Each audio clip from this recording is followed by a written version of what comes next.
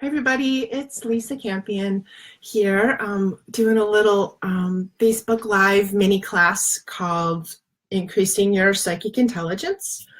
And I've just been sort of interested in this idea of different kinds of intelligence that we have. We know we have our intellectual intelligence, we have our emotional intelligence, we have spiritual intelligence. I think we have body intelligence, and we definitely have psychic intelligence. And it's just a cool way to think about how our psychic stuff works and how do we increase it. That's kind of what this little mini class is about. So today I wanted to talk about our psychic senses, and this is I guess one of the things that I'm really interested in doing in this little mini class is breaking up people's misconceptions about what psychic is, about what psychic awareness is, and we get a lot of funny data from what we see on TV. And when I teach psychic development classes, people often tell me, we do like a meditation, or when I teach healings, right? Because I teach in this energy medicine school, and we'll do a healing or we'll do a meditation, and people will say, well, I didn't get anything. I didn't see anything. And I'm like, well, what happened? And they're like, well, I felt this, and I had this going on my body, and I had this knowing, and it's like this incredibly detailed thing, but they think it's not psychic because they didn't see anything. And one of the things that I really encourage you to do is change the word see. We're going to kind of get rid of that word, and we're going to go to perceive, because when we open to how we're perceiving, all of a sudden they're like, oh yeah, I perceived all this kind of stuff going on all the time. And that's one of the misconceptions that people have about psychic ability. It has to be visual. And the truth is, the visual psychic is the most rare. It's the biggest pain in the neck. So if you have that one, it's the one you want to give away. Like, when I teach psychic development, I have like a bunch of people, who are in there trying to increase their psychic. They want more. And then there's like one or two visual psychics that are like in the corner, shaking, sucking their thumb, going, turn it off, please help me figure out how to turn it off, because it's challenging to have this one. So it doesn't mean that you can't access it or develop, because I feel like the more we own this part of ourselves, the more we open up all the channels, and the channels are what I wanted to talk about today. So if you know anything about the chakras, this is kind of a cool lens to look at this through. So the first channel that we have open is our body. We talked a little bit about this yesterday when we talked about intuition, but I feel like your body is one of the most reliable psychic. It never lies. It always knows what's real.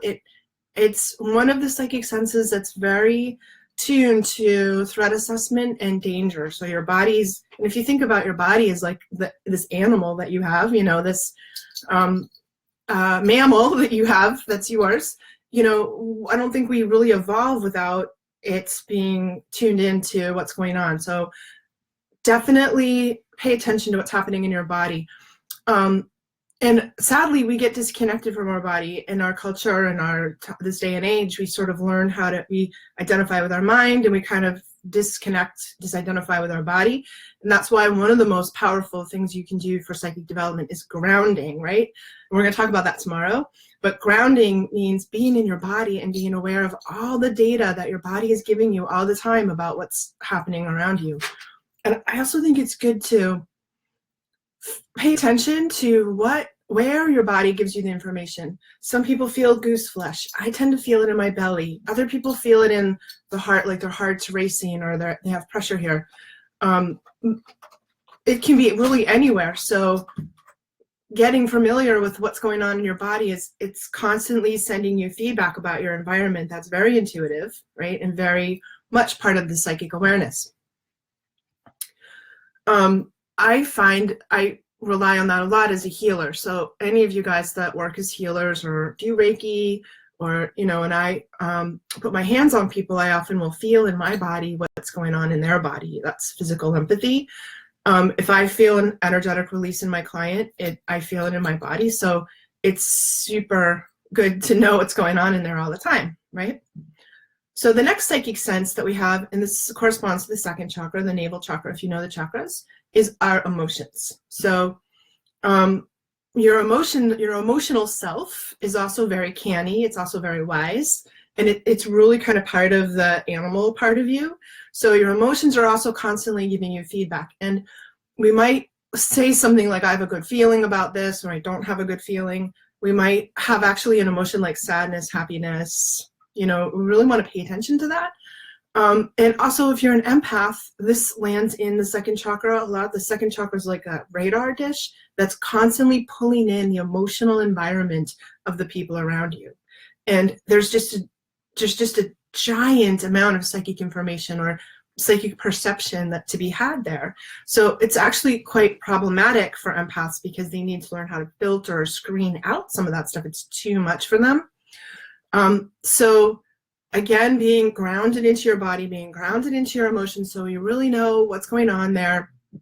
And then as intuitives, as psychics and sensitives, we have to learn how to filter. Is this me? Is this them?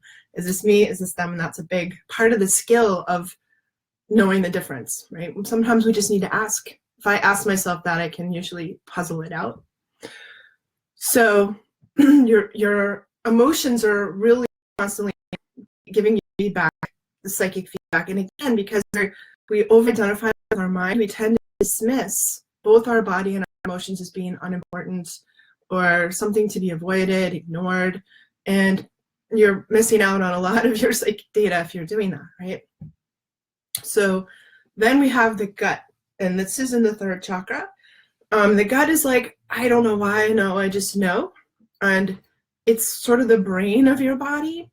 And sometimes people like feel it in their actual gut, like in the solar plexus. But sometimes it's just a sense of knowing that's not mental. It's not the same knowing as your mind. And often what happens is your mind and this gut sense will actually argue with each other. And the other thing that's interesting about the gut, this third chakra knowing, it's also very wired for threat assessment. So it's really always pinging, am I safe? Am I safe? Is there danger here? And you're constantly reading your environment. Like, let's say you walk into a room full of people. Your lower three chakras, which we talked about yesterday as being your intuition, are going to kind of go into the room and sort of unconsciously evaluate everyone that's in there. How does your body feel about that? How does your person? How does your emotions feel about that person? How does your gut feel? Are they safe or not safe? And when we do this unconsciously, it's fine, but when we do it consciously, we're really collecting a huge amount of this psychic or intuitive information about what our environment is. So the next one is the heart, and the heart chakra is always, it's very attuned to the emotional interplay between people. So your heart is constantly, again, it's sort of receiving information, it's taking in, it'll read like the meta text or the energetic information that's going on in your relationship. So your friend might say, you say, how are you doing? And your friend says, fine. And your heart will be like, no, not fine. There's a thing there. They're not saying. Or when you watch two people talk, and I'm sure you guys had this experience as children. It's kind of upsetting when we're kids, where we're watching an interaction between maybe our parents or grown-ups, and they're saying something but feeling something else that's unsaid. The heart is always picking up the truth of what's actually happening between people. And when you're super aware and the spoken truth doesn't match this energetic reality, it can make us feel crazy. It makes us feel like we're nuts, right? And that's a problem. That's a problem for a lot of people. And what happens again is we learn to discount, like there's a problem here, and then the story is, no, we're just a big happy family, and your mind is like, oh, okay, like I must be wrong. This must be wrong. And so we disconnect from it. We discount it. And usually when people, undergo psychic training, they have to kind of re-plug in these parts to learn to pay attention again to what we've discounted. So the next psychic sense we have is our voice in our ears. This is the auditory channel. And it's very common. It's very powerful. It's much more common, and it's sometimes in a way more useful than the visual. And the way this works is that in two ways. So when we speak, we actually project the resonance of our entire energy field in our voice, right? So we're constantly sort of pinging out this vibration about who we are, how we feel, what's going on with our voice all the time. And then our ears, our physical ears and our psychic ear, if you put it that way, are receiving this information. And this is how auditory psychics work, and why auditory psychics can do such a powerful phone session with you. I know quite a few auditory psychics who just, a phone session super easy. They get on the phone and they can hear everything that's going on with you in the tone of your voice. Also, the auditory psychic is very tuned to the deception of lies, and we hear that as a disruption in the vibration that we're perceiving, or when there's pain, or when there's some kind of like disturbance in the force. We hear that as a resonance, problem, like disharmony, actually, or discordance. And our auditory psychic center picks that up and is quite good at evaluating what's going on there. When there isn't harmony and resonance in the vibration of somebody and in their voice and what they're saying, that's where we get it. Also, of course, our auditory senses many people receive guidance from outside them, from their guides.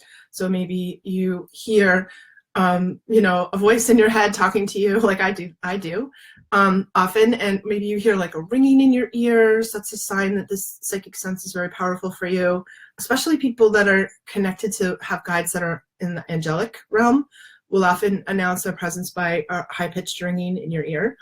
And other people just have literally hear voices. Happened to me the other day where I was asleep and I heard somebody say my name really loud.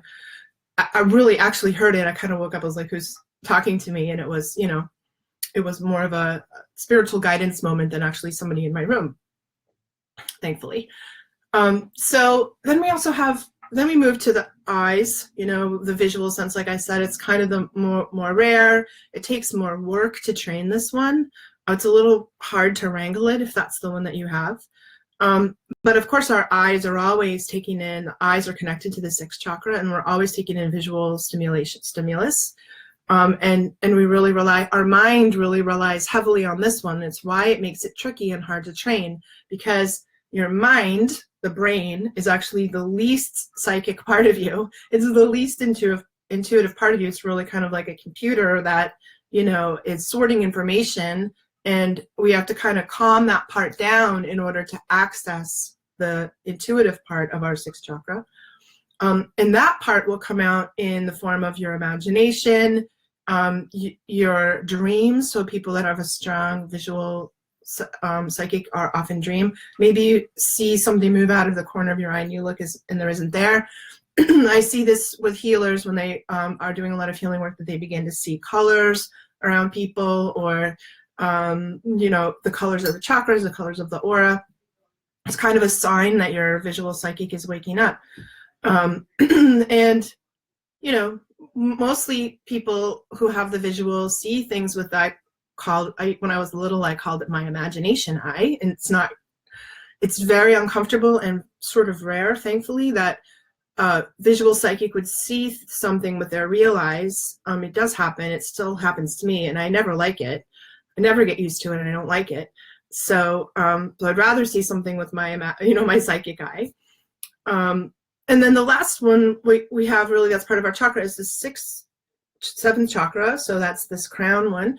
And it's really connects us to this divine frequency. It's where when we have guides, the guides come in, and speak to us sort of through that. We have kind of our direct line to the divine and to source. And then we can access that in a lot of ways through meditation, and prayer is a really good way to do it. There's also an energy center. It's not really part of your chakra center. It's part of these other spiritual centers. It's right at the back of your head at the occiput. It's sometimes called the zeal point, or in the energy medicine school, we call it the aha point, because the function of this center is that it takes all of this intuitive information, psychic information that all of your chakras are taking in, and it filters them, it collates them, it collects them, and it will give you like a aha moment. Like a lot of times you feel like smacked in the back of your head, like, and you get that oh my God, like this, that's the aha point. That's why in the energy medicine school, we call it the aha point. And it is it's sort of like the one that's in charge of collating all this information into something that you can use that's useful for you. And of course, we always want this stuff to be useful, right? So what I think is good to do is to identify the channels that are already open on you. So if you know, okay, I'm definitely a visual psych, definitely a visual, and I have that second chakra, empathy feeling thing, or I am a gut knower and I'm an auditory psychic. So we usually have one or two that are, which those two go together frequently a lot, by the way. We know what we're strong in, and we really begin to pay attention to those things, because paying attention and acting on it, honoring it, is really a good way to build this. And when we do that, it tends to open the other channels. So as we strengthen the ones that are already strong, and really, get that going on, the other ones will open over time. So my tip of the day for you is to get a journal and really begin to record your dreams, your omens, your hits if you get one, or those aha moments, which we call a psychic hit, to record them in a journal, because a journal is a great way to, pay attention to something. And, it's like the more we pay attention to things, the stronger it gets. It's like taking it to the gym and building the muscle.